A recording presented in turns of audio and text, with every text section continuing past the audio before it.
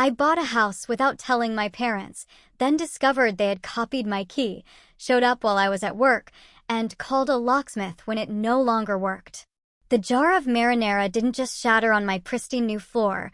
It was the sound of my entire world cracking open, a sickening prelude to the moment I realized my own family wasn't just visiting. They were planning to take over.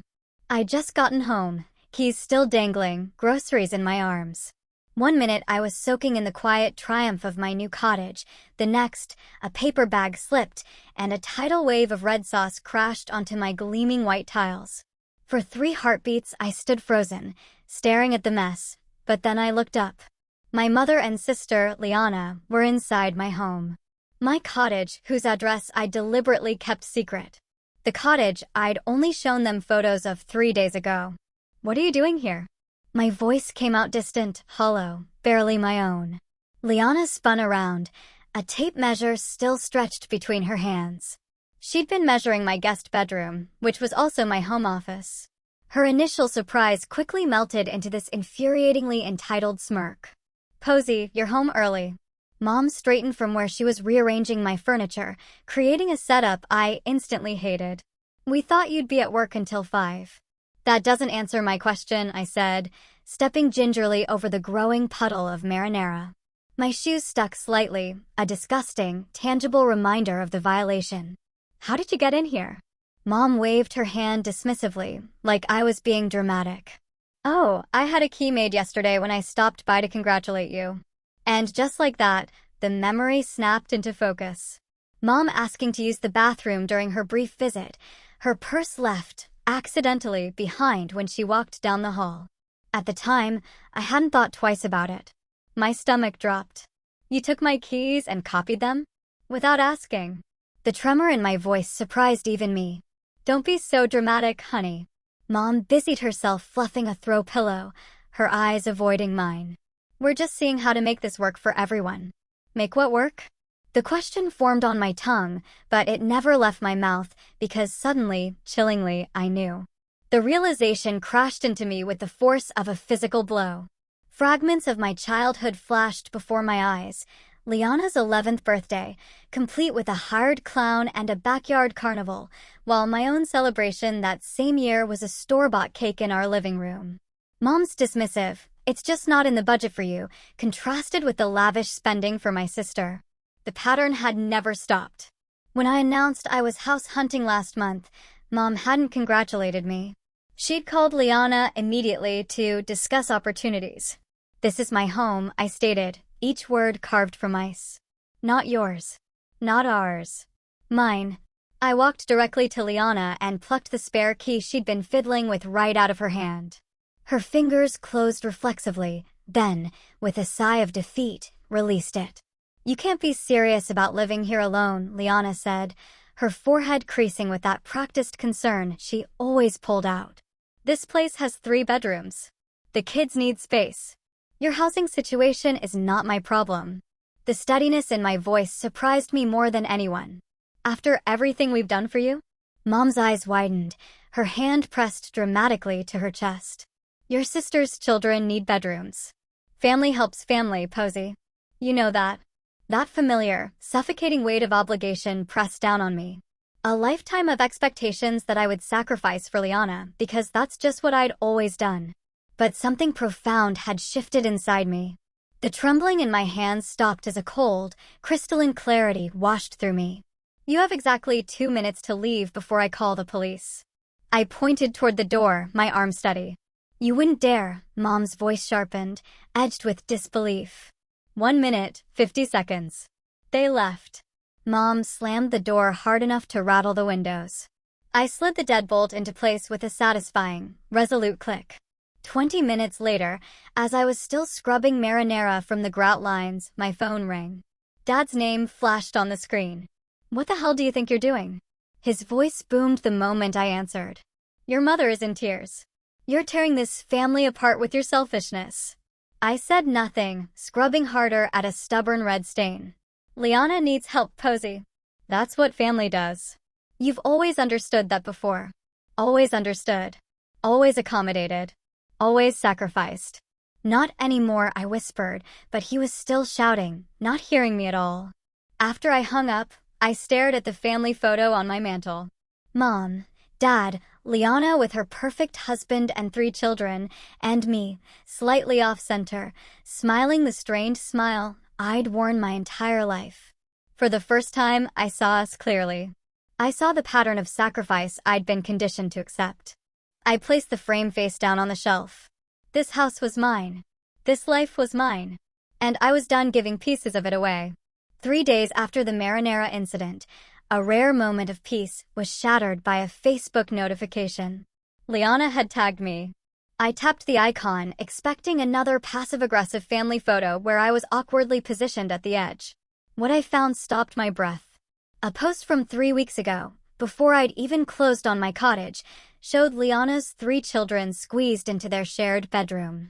The caption read, "Kids are finally getting a bigger place soon. Blessed. Family first." My thumb hovered over the screen as I scrolled to the comments. "Which bedroom does Ellie get?" asked one of Lyanna's friends. Lyanna's response, "The blue one with the bay window. Jack and Tyler will share the room across the hall.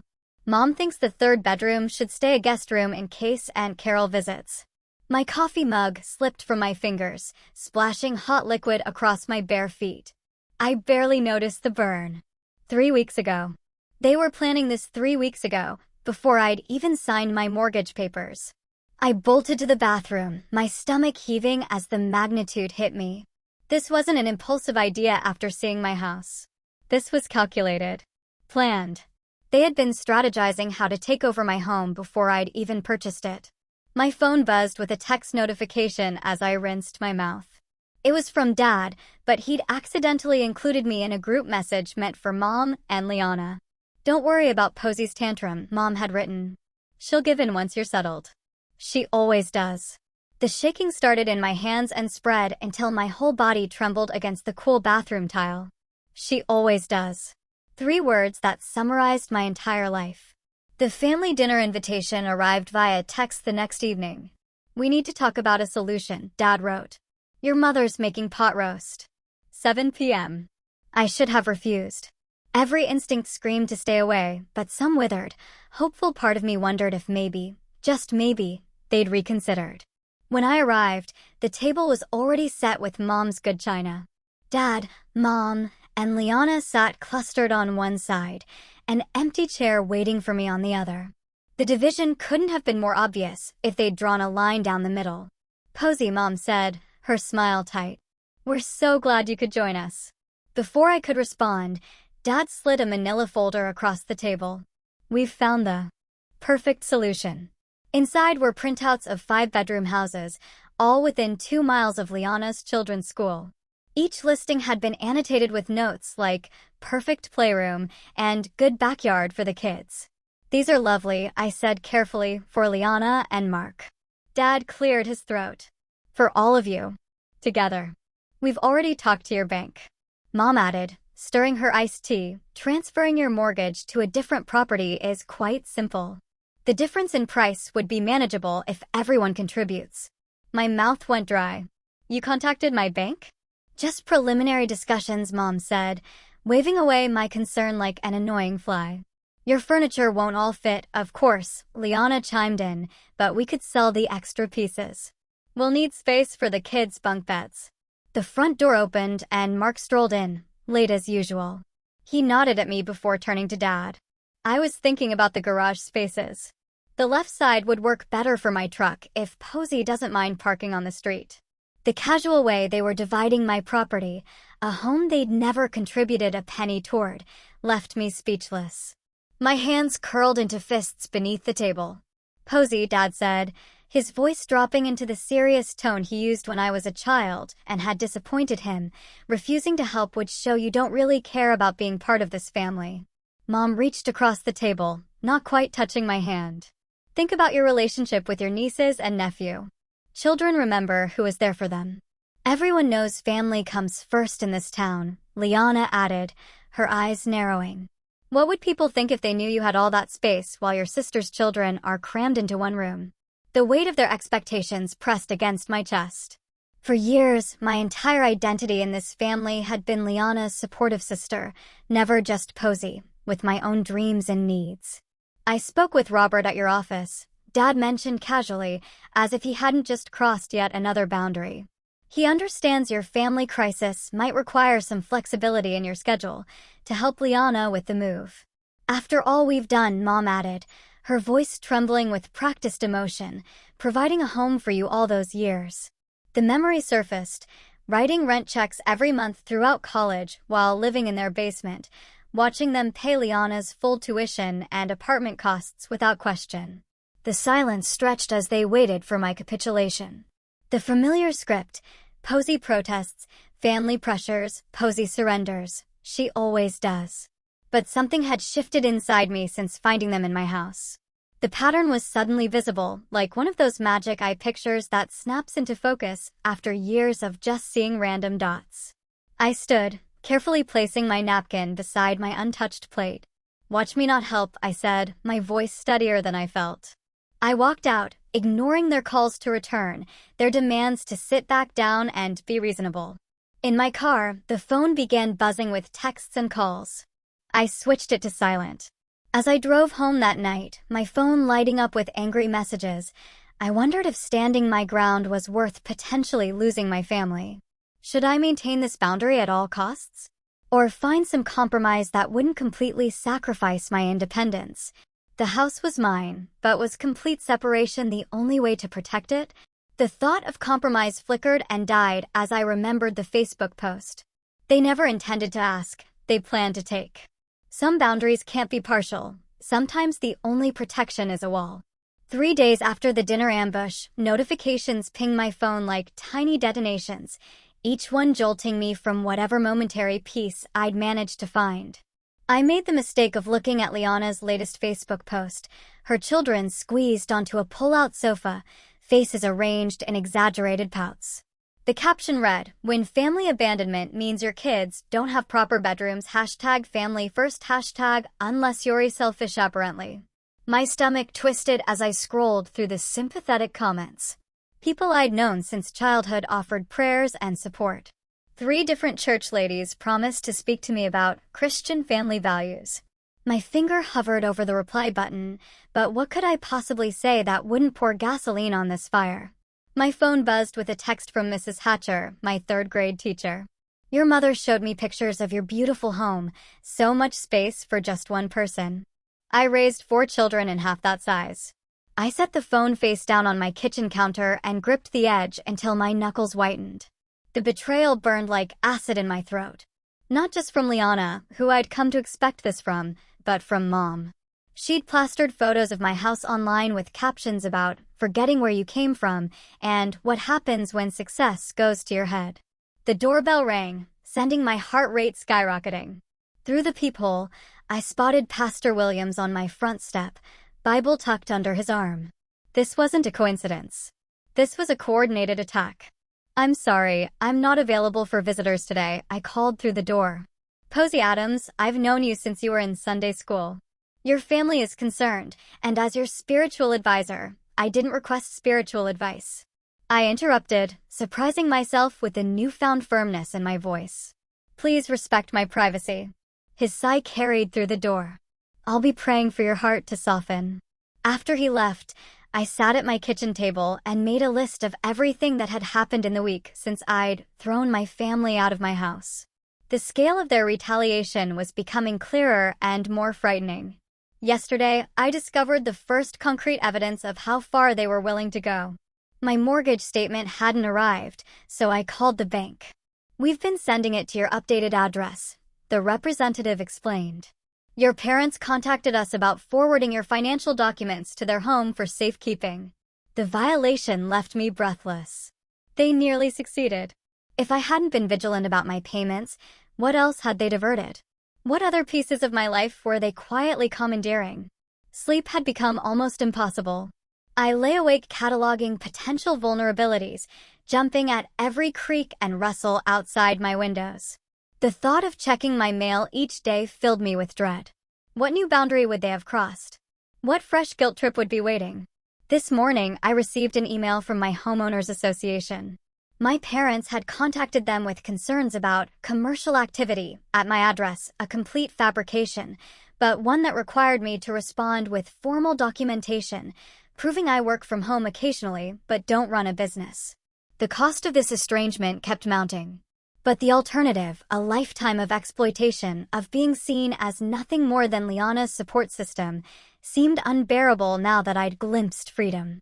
I started small, changing passwords, setting up mail forwarding directly to my workplace, installing security cameras at every entrance. I documented each unwanted contact, each social media post, each attempt to access my personal information. The methodical process steadied my shaking hands. When the security company finished installing my new system, I felt a strange blend of sadness and relief. My home, the place that was supposed to represent my independence, now resembled a fortress. The next morning, a small miracle appeared on my desk at work. A loaf of homemade bread wrapped in brown paper with a note tucked beneath the twine. Sorry I blabbed about your new place. Not everyone thinks you're wrong. Some of us wish we'd been brave enough to set boundaries years ago. Marcy. I hadn't realized how isolated I'd been feeling until that small gesture of support brought tears to my eyes. The moment of peace was short-lived. That evening, I pulled into my driveway to find Lyanna's SUV parked in front. Through my front window, I could see shadows moving inside my house. The familiar surge of violation was accompanied by something new, a cold, crystalline anger. This time, I didn't hesitate. I called the police from my car, watching as neighbors peeked from behind curtains at the unfolding drama. By the time the officer arrived, my family had noticed me sitting in my driveway. They spilled onto the front porch, Mom's face contorted with self-righteous indignation, Dad's reddened with anger, Lyanna clutching her purse to her chest like a shield. She's throwing her own family onto the street. Lyanna cried dramatically as the officer approached. We were just visiting. With what key? I asked calmly, showing the officer my security camera footage on my phone. I didn't give you permission to enter my home. Mom stepped forward, eyes darting toward the gathering neighbors. How could you call the police on your own blood? What will people think? Something shifted inside me. The question that had controlled my entire life, what will people think, suddenly seemed absurdly irrelevant. I don't care what they think, I said, my voice steady. I care what I think, and I think this ends today. The officer escorted them from my property with a warning about trespassing. As they drove away, I realized something profound. I'd spent my entire life afraid of disappointing my family, measuring my worth by their approval. But I'd never considered how consistently they'd disappointed me, how little they'd valued my independence, my choices, my right to a life that isn't defined by what I can give them. The next day, Dave, a friend from college who now practices family law, helped me draft a formal cease and desist letter. They're counting on your guilt, he told me as we reviewed the document. They've weaponized it your whole life. When Lyanna showed up at my workplace the following week, her eyes swollen from theatrical crying, my coworkers formed an unexpected protective barrier. Marcy intercepted her at the front desk. 2 others happened to join me for lunch when Lyanna tried to ambush me in the parking lot. The contrast was stark. These people who owed me nothing respected my boundaries without question, while my family, who should protect me, trampled every line I drew. With each day, I found my voice growing stronger. No, became easier to say. This doesn't work for me, rolled off my tongue without apology. The words, I've made my decision, no longer felt like a betrayal. At home, I changed all the locks, upgraded my security system with door cameras that sent alerts to my phone. I gathered financial records, text messages, social media posts, a paper trail documenting years of exploitation. The folder grew thick with evidence I hoped never to need but felt safer having. The notification appeared on my phone while I was in a meeting 2 days later. The doorbell camera showed my mother on my front step, trying a key in my lock while glancing nervously over her shoulder. The key didn't work. I'd changed the locks twice since the last confrontation. Her expression darkened as she tried again, then reached into her purse for what appeared to be another key. My heart pounded as I watched the footage. This wasn't over. This was just beginning. I spent my Sunday afternoon assembling evidence like puzzle pieces on my dining room table. Every trespass, every manipulation, every lie documented with military precision. The security camera footage played on my laptop, showing Mom trying 3 different keys in my front door yesterday while I was at work. I added the timestamp to my spreadsheet and felt a curl of satisfaction rather than the usual guilt. "This looks comprehensive," Dave said, adjusting his reading glasses as he reviewed my documentation. My lawyer friend had squeezed me into his Sunday, bringing the scent of coffee and legal pads into my living room. "The cease and desist letter should be ready tomorrow. Will you be okay delivering it yourself?" "I need to do this myself." I added the mortgage company's call recording to a labeled folder. The representative's voice still rang in my ears. "We spoke with someone claiming to be your mother about transferring your mortgage to another property. We informed her this wasn't possible without your direct authorization." My therapist Judith's advice guided my hand as I organized everything. Document, don't engage. Facts, not emotions. Boundaries, not arguments. Monday morning, I placed the certified letter in my mother's hands. She didn't open it, just stared at me with wounded eyes, as if I'd betrayed her by protecting myself. "You'll regret this," she whispered. But she took the envelope. 3 days passed in blessed silence. No calls, no texts, no unexpected visits. I slept through the night for the first time in weeks. Thursday brought the inevitable escalation. I was reviewing code at my desk when Marcy from accounting appeared at my cubicle, eyes wide. "Your parents are in the lobby," she whispered. "They told reception your sister was in an accident, and they need you immediately." Cold dread washed through me until I spotted the text from Lyanna complaining about her kids' school lunches, timestamped 2 minutes ago. I found my parents arguing with our receptionist, Mom dabbing at dry eyes with a tissue while Dad demanded I be brought out immediately. "Family emergency," he barked at the young man behind the desk. "Her sister's been hurt."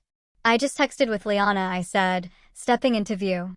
My voice remained steady despite the tremor in my hands. "She's fine." Mom dropped the tissue. "Posy. Thank goodness. We've been so worried." "Miss Adams."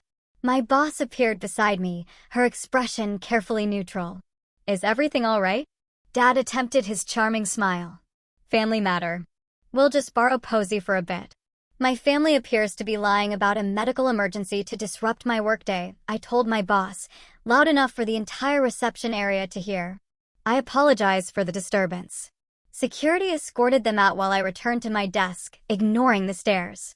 That evening, I discovered Lyanna's latest attack, a GoFundMe page titled, "Housing Crisis, Help My Children Have a Home," with my photo prominently featured. One email to the platform's legal department, citing unauthorized use of my image, and the campaign disappeared by morning. My father's voicemail that night slipped from rage into accidental truth. "You ungrateful little, do you know what you've done? We had it all planned out. We were going to move in whether you liked it or not, and now you've embarrassed your mother in front of." I saved the recording with a grim smile. When my company announced an opening at their new branch in Colorado Springs, I found myself weighing a promising opportunity against running away from conflict. Would moving mean letting them win? Or was it my chance for a fresh start beyond their reach? My support system rallied around me like a protective wall. Dave sent a formal warning to my family, outlining the legal consequences of continued harassment. Judith helped me craft responses that stayed firmly factual, without engaging their emotional bait. My boss offered flexible hours during what she called this transitional period, her eyes knowing but never pitying. "Your house needs better security," said Tara, my realtor friend, walking the perimeter of my property. "Motion sensing lights here and reinforce this back door." I'd expected to feel alone in this fight. Instead, I'd discovered allies I never realized I had, people who valued my boundaries and recognized my family's toxicity. The tide began to turn. Aunt Susan called to ask hesitantly about the other side of the story. Cousin Mike messaged that he doesn't think it's right what they're asking. Even Lyanna's perfect social media campaign backfired when friends commented, "Why can't you and Mark support your own family? And isn't Posy single? Why should she house your kids?" Their facade was cracking, revealing the selfishness beneath. The job offer letter arrived in my email Friday afternoon. Colorado Springs branch manager glowed on my screen like a beacon. Something loosened in my chest, possibility perhaps. Or freedom. For the first time in weeks, I smiled without reservation. A week later, at home, the cherry pie sat on my kitchen counter like a crimson trap. Mom stood beside it, fingers tapping against the granite in a rhythm I'd known since childhood, the beat of her impatience when I wasn't immediately agreeing to her plans. "It's your favorite," she said, though cherry had always been Lyanna's preference, not mine. I'd corrected her on this fact at least 20 times over the years. Her eyes kept darting to the security camera, mounted near my entryway.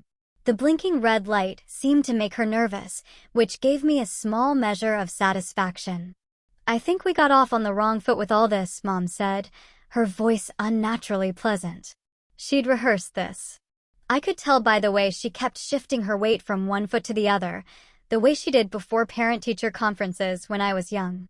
"Your father and I have been thinking, and we've come up with the perfect compromise." "I wasn't aware we were negotiating," I said, keeping my distance. The kitchen island between us felt like necessary protection. Mom pulled a folder from her oversized purse. "We found some lovely properties just 15 minutes from here. 5 bedrooms, plenty of space." She slid several glossy listings toward me. "You sell this cottage. We all move into one of these. There's even a mother-in-law suite for Lyanna's family." I flipped through the listings, noting the prices that were triple what my cottage cost. "And how exactly would this work financially?" "Well, you'd get the master bedroom, of course." She smiled as if offering me a tremendous gift. "We've already toured 3 of them." The realtor was very accommodating when we explained the situation. "You toured houses in my name?" The calm in my voice surprised even me. Mom waved dismissively. "We needed to move quickly. The Henderson's daughter is also looking in that neighborhood." She leaned forward, voice dropping. "Listen, Posey, if you're going to be difficult about this, we can always contest the ownership. You couldn't possibly have afforded this place without family help." "Family help?" The words tasted bitter. "You mean the full rent I paid while living at home during college?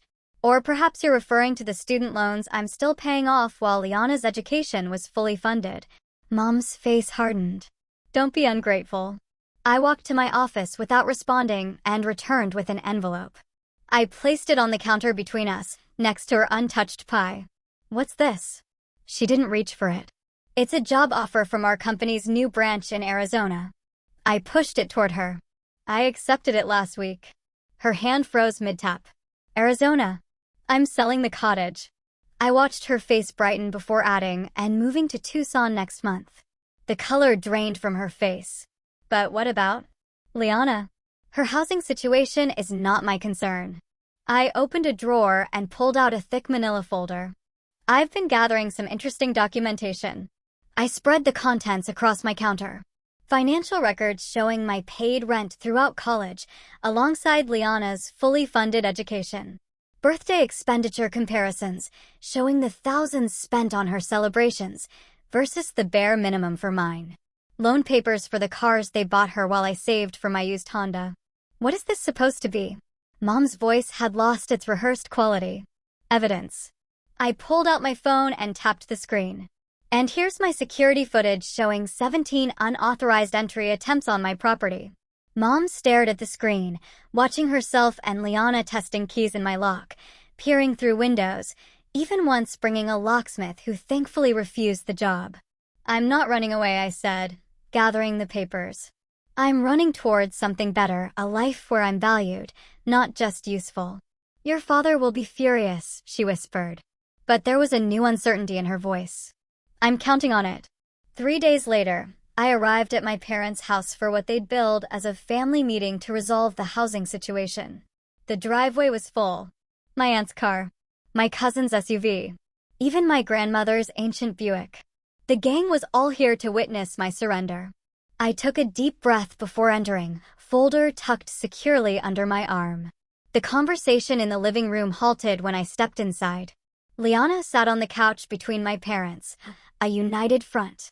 The extended family was arranged in a loose semicircle, an audience for the performance. "There she is," Dad said, standing with a forced smile. We were just about to explain our solution to everyone. Actually, I said, my voice carrying across the suddenly silent room, I have an announcement first. I placed my folder on the coffee table and opened it to reveal the listing for my cottage, complete with professional photographs and a bright red "For Sale" banner across the top. My house goes on the market Monday, I said, and I've accepted a position with my company's Arizona branch. I'm moving next month. The silence stretched for 3 heartbeats before Lyanna's shriek shattered it. But what about us? Where are we supposed to go? I met her gaze steadily. The same place you've been living. The same place you'd still be if you hadn't tried to take what's mine. Dad stood, face reddening. This is how you abandon your family? After everything we've done for you. Everything you've done? I pulled out copies of my documentation, passing them to my grandmother and aunt. Here's a record of what you've actually done. Different rules for different daughters, different support, different expectations. My aunt's eyes widened as she scanned the papers. You made her pay rent during college while paying for Lyanna's apartment? It built character. Dad snapped, but his confidence wavered as more family members began examining the evidence. You should see the security footage, I added, loud enough for everyone to hear. Them trying to break into my house while I'm at work. Calling my mortgage company pretending to be me. Creating a GoFundMe claiming I was in financial distress. Grandmother's hand covered her mouth. Is this true? My parents. Silence was answer enough. As I drove home that evening, my phone buzzed with texts not from my parents or Lyanna, but from my aunt, my cousins, my grandmother.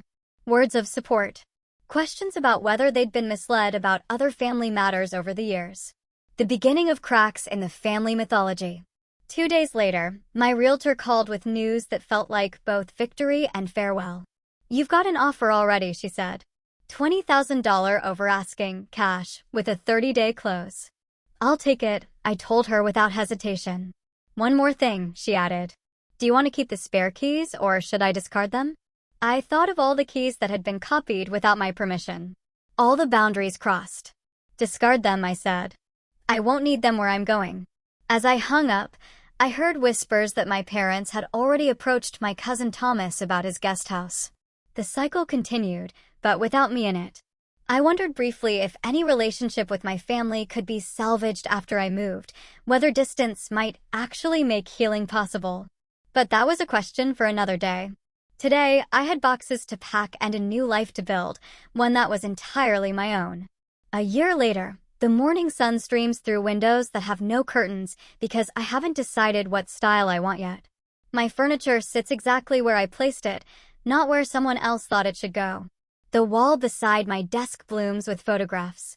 Me atop a mountain in Colorado, shaking hands with the CEO after my promotion, standing proudly in front of this house on closing day. Not a single picture shows my family. My phone rests on the counter, its screen occasionally lighting up with notifications. A year ago, I would have lunged for it, heart racing at the possibility of another accusation or demand. Now, I glance at it with casual indifference. Unknown numbers route straight to voicemail, and several familiar ones do too. Outside, through the kitchen window, my garden catches the morning light. Rows of basil, thyme, and rosemary, herbs Mom always claimed would overwhelm her delicate palate, thrive in neat beds. Brilliant orange marigolds border the walkway, their pungent scent a childhood favorite. I was never allowed to plant near the house. Too common, Mom had said when I was 10, we're putting in roses instead. I bite into a fresh strawberry from my own patch and smile at the sweetness. The doorbell rings precisely at noon. Friends file in carrying gift bags and platters, their faces bright with genuine happiness to see me. No one has an agenda beyond celebration. Happy birthday, Posey, calls Elaine, my colleague turned friend, setting down a bakery box. Apple pie, as requested. Not cake, asks Thomas, another coworker who's driven 2 hours to be here. I've always preferred pie, I answer, the simple truth filling me with unexpected satisfaction. Especially apple. For decades, I'd dutifully blown out candles on chocolate cake because Lyanna loved it. Mom always said making 2 desserts was wasteful when we could share. Elaine arranges candles on the pie while I pour wine into glasses, the stemware I chose because I liked it, not because it matched someone else's taste. What should we toast to? Asks Sophia, the neighbor who brought me homemade bread when I moved in. To building homes, not just houses, I say, raising my glass, and to the family we choose. The words settle warm in my chest as we clink glasses. On the wall near my door hangs a simple wooden key hook with just one key, mine. No spare hidden for emergencies, no copy held by anyone else. Later, after everyone leaves, I find myself thinking about Jared, the new engineer at work. Yesterday, I spotted him shrinking into himself as our project manager dismissed his ideas. The familiar posture hit me like a punch to the gut, the same way I used to make myself smaller around my family. Actually, I'd said, interrupting the manager, Jared's approach could save us significant testing time. Let's hear more. The surprise and gratitude in his eyes reminded me of my own reflection the day I finally stood up to my family. My phone buzzes with a text from Michael, the landscape architect I've been seeing for a month. He respects my boundaries with a reverence that once would have felt foreign but now feels right. Still on for hiking Saturday? The message reads. I smile as I type back, absolutely. Before turning in, I scroll through my phone gallery and pause at an old family photo, everyone grouped tightly together, me slightly out of frame as usual. After a moment's hesitation, I delete it and replace it with a picture of my front door, painted the bold red I'd always wanted. My cousin Brenda texts occasionally now. Last week, my uncle called to check in. These tentative connections with extended family happen on my terms, with clear boundaries that they've learned to respect.